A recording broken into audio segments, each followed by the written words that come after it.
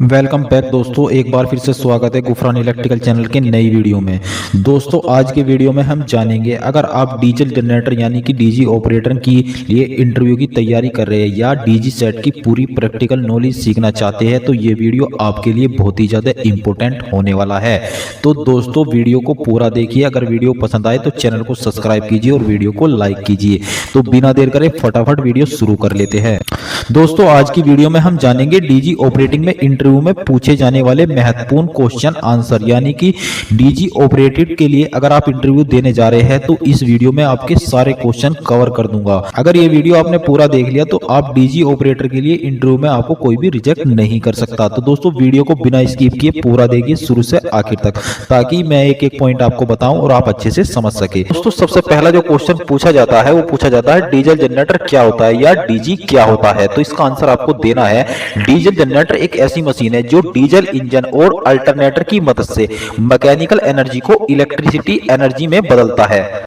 DG का इस्तेमाल वहां पर किया जाता है जब हमको मेन सप्लाई नहीं मिलती है, तब हम डीजी बैकअप के लिए इस्तेमाल करते हैं, जैसे हमारी इंडस्ट्रीज वगैरह में इस्तेमाल किया जाता है।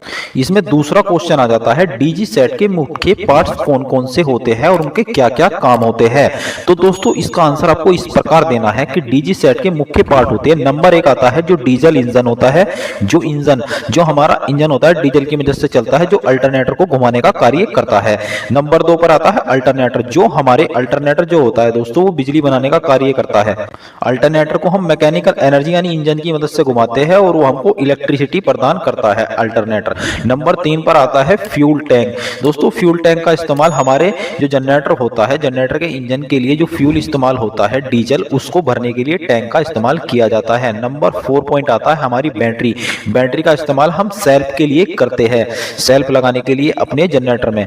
और नंबर 5 पर आता है रेडिएटर। रेडिएटर वो पार्ट होता है जिसमें हम पानी या दोस्तों कूलेंट भरते हैं हमारे डीजी को ठंडा रखने के लिए, यानी कि हमारे जो डीजी का कूलिंग सिस्टम होता है उसका जो रेडिएटर होता है वो पार्ट होता है जिसमें हम पानी या कूलेंट भरते हैं। नंबर 6 पर रखा है हमने कंट्रोलर पैनल। कंट्रोलर पैनल वो भाग होता है दोस्तों जब हमारा डीजी स्टार्ट होता है तो हमारे कंट्रोल पैनल में ही सप्लाई जाती है और वहीं से हम डिस्ट्रीब्यूट करते हैं पावर सप्लाई को।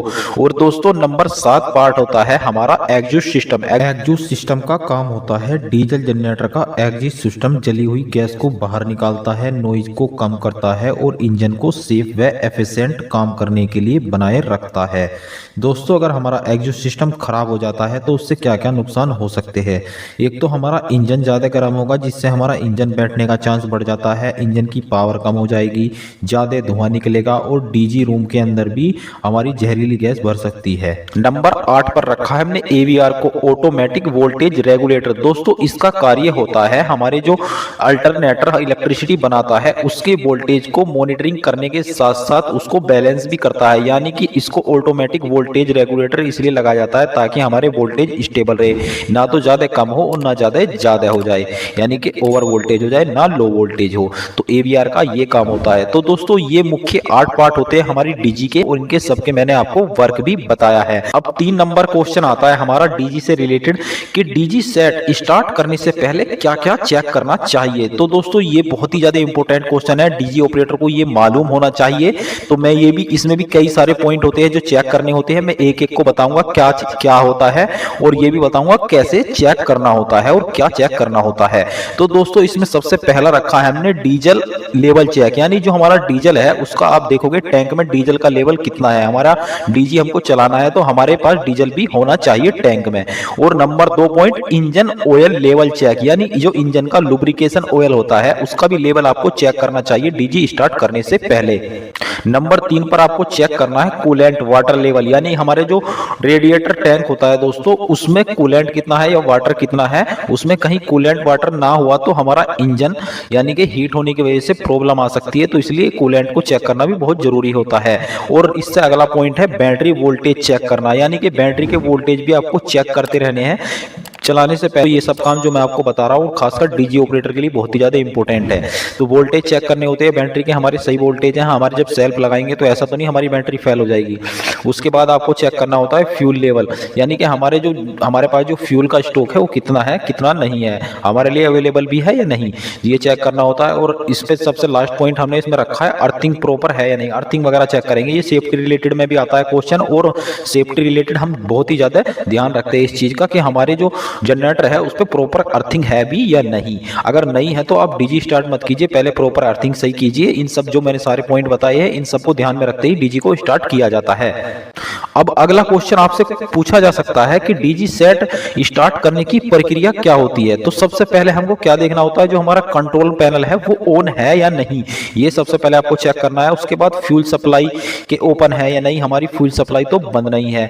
और इससे अगला पॉइंट आपको देखना है, इससे आगे क्या करना है आपको, जो मैंने पहले पॉइंट बताई वो तो चेक करना ही करना है, लेकिन ये स्टार्ट करते टाइम ये हमारे कंट्रोल पैनल को ऑन किया जाता है और मेन फ्यूल सप्लाई हमने बंद तो नहीं की है वो चेक किया जाता है। उसके बाद आपको स्टार्ट प्रेस कर बटन दबा देना है जो हमारे जनरेटर पर होता है।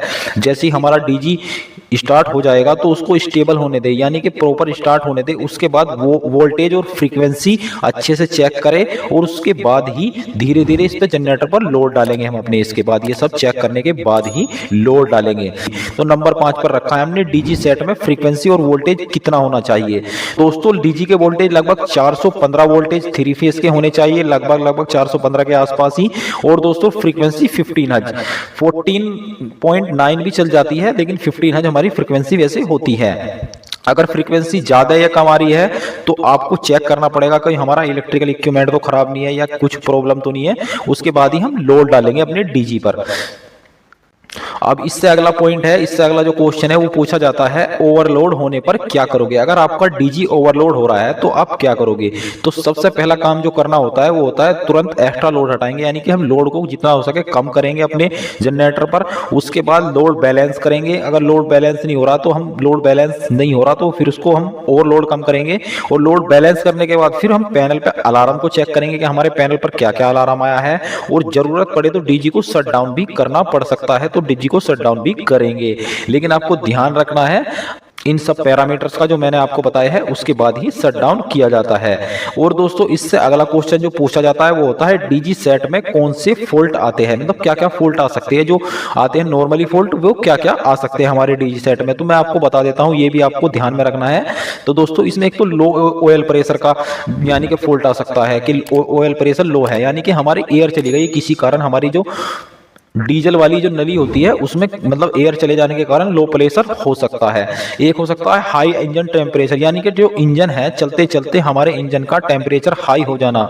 दोस्तों अगर इंजन का टेम्परेचर हाई हो गया है तो उसमें आपको क्या चेक करना है, सबसे पहले आपको रेडिएटर में पानी चेक करना है, उसकी मात्रा कूलेंट है नहीं है, पानी है नहीं है रेडिएटर में, सबसे पहला पॉइंट होता है ये चेक करना। उसके बाद ही आगे कुछ चेक किया जाता है, जैसे लोड वगैरह चेक करना। अगर हाँ पानी वानी ठीक है तो उसके बाद आप लोड चेक करोगे कि लोड की वजह से हमारा इंजन मतलब ज्यादा गर्म तो नहीं हो रहा लोड पड़ने पर, तो ये हम चेक करेंगे। उसके बाद आता है ओवर स्पीड। अगर हमारा जनरेटर ओवर स्पीड पे चल रहा है इंजन तो उसको भी हम चेक करेंगे, क्योंकि उसमें मॉनिटरिंग करना है ये सब स्पीड की, तो वो हम चेक करेंगे कहीं हमारे गवर्नर में तो फॉल्ट नहीं है या हमारा डीजी ओवर स्पीड तो नहीं है, या फिर ओवरलोड की प्रॉब्लम आती है जो मैंने आपको पहले भी एक्सप्लेन की है कि ओवरलोड होने पर आपको क्या, ओवरलोड होने पर सबसे पहले आपको लोड को कम करना है, यानी कि लोड को घटाना है और उसके बाद ही आगे कुछ एक्शन लेना है। उसके बाद आ सकती है एक प्रॉब्लम बैटरी फेलियर की। कई बार होता है हम सेल्फ लगाने जाते हैं यार हमारी बैटरी फेल हो गई, हम सेल्फ नहीं लगा पा रहे, तो ये प्रॉब्लम भी आ सकती है। एक कई बार होता है कि फ्यूल की प्रॉब्लम आ जाती है कि फ्यूल मतलब फ्यूल की नली वगैरह जाम है या दोस्तों हमारा फ्यूल कम हो गया है, तो ये सब आपको ध्यान में रखना होता है। उसके बाद नेक्स्ट क्वेश्चन जो इससे पूछा जा सकता है इससे रिलेटेड 8वां क्वेश्चन है दोस्तों, डीजी सेट शट डाउन कैसे करते हैं, यानी कि शट डाउन करने का भी आपको मालूम होना चाहिए प्रॉपर तरीका किस तरीके से किया जाता है। तो इसमें सबसे पहले क्या करेंगे हम, सबसे पहले लोड हटाएंगे, लोड को हम माइनस करेंगे अपने डीजी से और 2-3 मिनट चलने देंगे ऐसे ही खाली, यानी कि बिना लोड के जो अपना डीजी है उसको। उसके बाद क्या करेंगे फिर हम स्टॉप पुश बटन दबाएंगे। अचानक बंद करना डीजी इंजन को नुकसान पहुंचा सकता है, इसलिए हम इस तरीके से बंद करते हैं, थोड़ी देर बिना लोड के चलाकर उसके बाद ही हम बंद करते हैं। अब सबसे मेन क्वेश्चन आ जाता है कि सेफ्टी से रिलेटेड क्वेश्चन, जो हमारा डीजी होता है उसमें हमको क्या क्या सेफ्टी होनी चाहिए हमारे पास, यानी कि क्या क्या सेफ्टी अवेलेबल होनी चाहिए हमारे डीजी के पास जब हम सेफ महसूस करेंगे। तो सबसे पहला है अर्थिंग प्रॉपर होनी चाहिए, एकदम बढ़िया, यानी कि फर्स्ट क्लास डबल अर्थिंग होनी चाहिए हमारे डीजी पर, 2 से 3 अर्थिंग बिल्कुल होनी चाहिए। और एक हमारा फायर एग्जीक्यूटर का जो सिलेंडर होता है वो पास में ही लगा होना चाहिए। और कभी भी डीजी ऑपरेट करते टाइम आपको लूज कपड़े नहीं पहनने हैं, लूज कपड़ों का ध्यान रखना है, अगर लूज पहने हैं तो बिल्कुल सावधानी बरतनी है। और डीजल हेल्डिंग से सावधानी रखनी चाहिए। और दोस्तों पैनल में काम करते समय हमेशा ग्लव्स का इस्तेमाल करना चाहिए। अगर आप 415 वोल्टेज 3 फेज में काम कर रहे हो तो आपको इन सब चीजों का सावधानी रखना बहुत ही जरूरी है। तो दोस्तों उम्मीद है आज की वीडियो आपको अच्छी लगी होगी। वीडियो कैसी लगी प्लीज दोस्तों कमेंट करके जरूर बताना आपको वीडियो कैसी लगी, और नेक्स्ट वीडियो किस टॉपिक पे चाहिए इस बारे में भी कमेंट जरूर करना। अगर आपको ये वीडियो हेल्पफुल लगी है तो इस वीडियो को लाइक कीजिए, शेयर कीजिए और चैनल को सब्सक्राइब कीजिए। और वीडियो अगर आप देखना चाहते हो इस तरह की वीडियो तो चैनल को सब्सक्राइब करके बेल आइकन ऑन कर लीजिए ताकि आने वाली वीडियो की नोटिफिकेशन आप लोगों को मिलती रहे। आज की वीडियो में धन्यवाद, मिलते हैं अगली वीडियो में।